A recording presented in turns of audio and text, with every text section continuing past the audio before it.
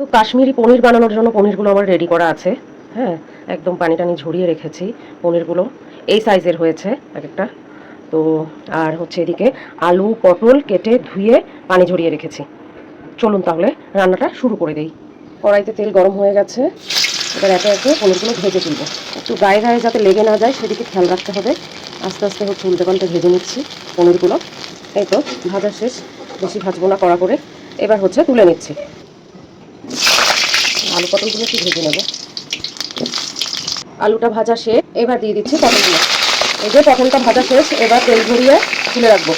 দিয়ে দিচ্ছি পাঁচফোড়ন, এই যে দিয়ে দিলাম কাবলি চানা, একটু হালকা হাতে ভেজে নিলাম।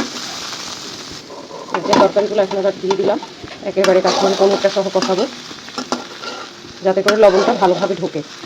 কারণ কাশ্মীরি পনিরটাতে যেটা হয় সেটা হচ্ছে ধোয়ার সময় না এটা লবণটা বেরিয়ে যায়। তো এখন যখন কষানোর সময়, মশলা কষানোর সময় দেবো, তো তাতে হচ্ছে ভালো মতন মশলা লবণ এগুলো হচ্ছে যে পরিমাণ মতন ঠিকভাবে ঢুকবে। কিন্তু সমস্যা হচ্ছে আমি এর আগে কখনো এভাবে রান্না করিনি। মানে তরকারি ফুটে উঠলে তখনই হচ্ছে কাশ্মীরি পনিরটা দিয়েছি, কিন্তু এইবার হচ্ছে একটু ডিফারেন্ট ওয়েতে রান্না করছি, যে একসাথে দিয়ে দেখি যে কেমন হয়। এবার একে একে মশলাগুলো সব দিয়ে দেবো। জিরা দিয়ে মরিচের গুঁড়ো দিয়ে দিলাম, একটা ছোট তেজপাতা জাস্ট মাঝখানে চিড়ে দিয়ে দিলাম। এবার একটু নাড়িয়ে নেই।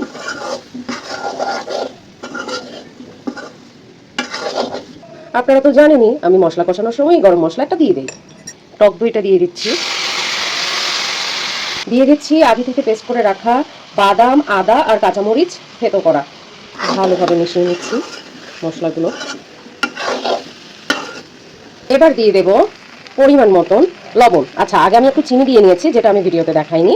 চিনি আপনারা চাইলে স্কিপ করতে পারেন কিংবা একটু করে দিতে পারেন, নিরামিষ তরকারিতে আমি একটু সচরাচর দিয়েই থাকি। তো লবণটা দিয়ে দিলাম, শো স্টপার। এই তো এবার একটু হালকা হাতে হচ্ছে একটু পানি দিয়ে ভালোভাবে কষিয়ে নেব। কষানোর এক পর্যায়ে হচ্ছে ভালো মতন ঝোল দিয়ে নেব। এই তো এত সুন্দর একটা রং এসছে। বরাবরই বলে থাকি যে নিরামিষ রান্নার স্বর্গীয় একটা অনুভূতি আছে, স্বাদ আছে, গন্ধ আছে। এবার ঢেকে কিছুক্ষণ কষিয়ে নেই, তারপর হচ্ছে পানি দিয়ে দেবো ফাইনাল। এই যে আমার তরকারিটা কষে এসছে, এবার পরিমাণ মতন ঝোল দিয়ে নেব।